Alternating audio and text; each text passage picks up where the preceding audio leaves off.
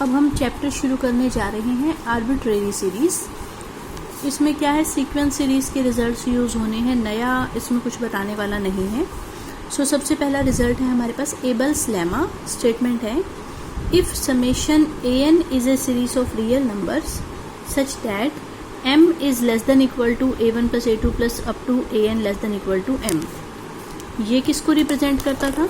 ये Sn को। Series के चैप्टर में ये a1 से लेके an तक का सीरीज़ की पहली n टर्म्स का सम किसको रिप्रेजेंट करता था? Sn को। ठीक है, तो हमें क्या गिवन है कि ये एक सीरीज़ है रियल नंबर्स की, जिसमें इस सीरीज़ की पहली n टर्म्स का सम किस किस के बीच में लाई कर रहा है? स्मॉल m और कैपिटल M के बीच में लाई कर रहा है। n बिलोंग्स टू n, मतलब कि सारे के सारे Sn स्मॉल m और कैपिटल M के बीच में लाई कर रहे हैं। ठीक है, दूसरी चीज क्या गिवन है? Bn is a non increasing sequence.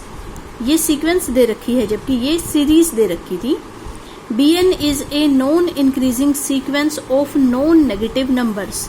सारे के सारे Bn जो है वो नॉन नेगेटिव हैं and this is a non increasing मतलब कि डिक्रीजिंग सीक्वेंस। तो ये दो चीजें हमें दे रखी थी, सीरीज के बारे में ये दे रखा है और सीक्वेंस के बारे में ये और ये दे रखा है। देन हमें प्रूफ करना है समेशन ए के बी के रनिंग फ्रॉम 1 to n ये किस किस के बीच में लाई करेगा? स्मॉल m इंटू b1 और कैपिटल M इंटू b1 के बीच में for all n belongs to n। अगर Sn स्मॉल m और कैपिटल M के बीच में लाई कर रहा है और हम a1 को मल्टीप्लाई कर दे b1 से, a2 को मल्टीप्लाई कर दे b2 से और an को मल्टीप्लाई कर दे bn से, तो इनका जो सम है वो किस किस के बीच में लाई करना चाहिए? स्मॉल m इंटू b1 और कैपिटल M इंटू b1 के बीच में लाई करना चाहिए। ये हमें प्रूफ करना है। ठीक है, हमने सबसे पहले बताया कि let Sn denote the sequence of partial sum of the series, जिसमें S1 का मतलब होता था सीरीज की पहली एक टर्म का सम, S2 का मतलब सीरीज की पहली दो टर्म्स का सम, S3 का मतलब पहली तीन टर्म्स का सम, Sn-1 का मतलब सीरीज की पहली n-1 टर्म्स का सम और Sn का मतलब सीरीज की पहली n टर्म्स का सम। यहाँ से मैं ये कह सकती हूँ a1 is equal to S1, S2 में से S1 माइनस करेंगे तो a1 से a1 कट जाएगा, क्या आ जाएगा? a2। a2 is equal to S2 minus S1। ऐसे ही S3 में से S2 माइनस करेंगे तो a1 और a2 कट जाएगा, बचेगा क्या? a3। तो a3 की वैल्यू आ गई S3 माइनस S2।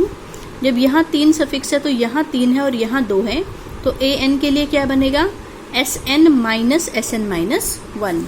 ऑल्सो ये हमें गिवन था कि जो Sn था वो स्मॉल m और कैपिटल M के बीच में लाई कर रहा है। ठीक है, नाउ जो अब हमें निकालना है उस पर आ जाते हैं। हमें निकालना है समेशन a के b के, तो हमने लिखा नाउ समेशन a के b के। इसको खोल दिया, k की वैल्यू 1 पुट करेंगे इतना आएगा, 2 पे इतना आएगा, n-1 पे इतना आएगा और n पर इतना आएगा।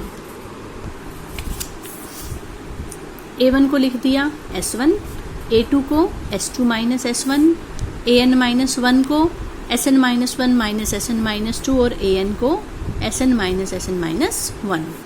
फिर क्या किया?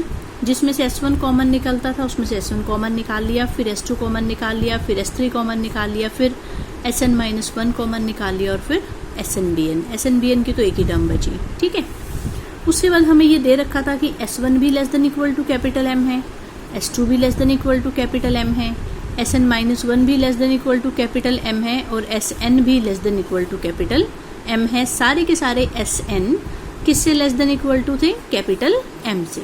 ठीक है, उसके बाद कैपिटल M इनमें से कॉमन आ गया, बचा क्या? b1 minus b2 plus b2 minus b3 plus bn-1 minus bn plus bn। सब कुछ कट जाएगा। देखो b2 से b2 कट गया, b3 से b3 कट गया, bn से bn कट गया, बचा क्या? खाली b1। कुल मिलाकर हमारे पास आ गया समेशन a के b के is less than equal to m into b1। अब फिर से हम दोबारा वही लिख रहे हैं समेशन a के b के। ठीक है, यहाँ तक लिखने के बाद फिर हम लिखेंगे S1 greater than equal to किससे था? स्मॉल m से। S2 भी ग्रेटर देन इक्वल टू किससे था? स्मॉल m से। Sn-1 भी ग्रेटर देन इक्वल टू किससे दे रखा था क्वेश्चन में? स्मॉल m से। और Sn भी किससे ग्रेटर देन इक्वल टू दे रखा था? स्मॉल m से। ठीक है, तो सारे के सारे Sn greater than equal to थे स्मॉल m से। उस रिजल्ट का हमने यहाँ यूज़ कर लिया, इसमें से m कॉमन आ गया, बचा हुआ सारा लिख दिया। फिर से वही b2 से b2 कट गया, b3 से b3 कट गया, bn से bn कट गया, बचा क्या? खाली b1। समेशन ए के बी के is greater than equal to M into B one. बस हो गया प्रूफ कि समेशन ए के बी के जो है किससे ग्रेटर देन इक्वल टू है, एम बी वन से, और किससे लेस देन इक्वल टू है, capital M into B one से।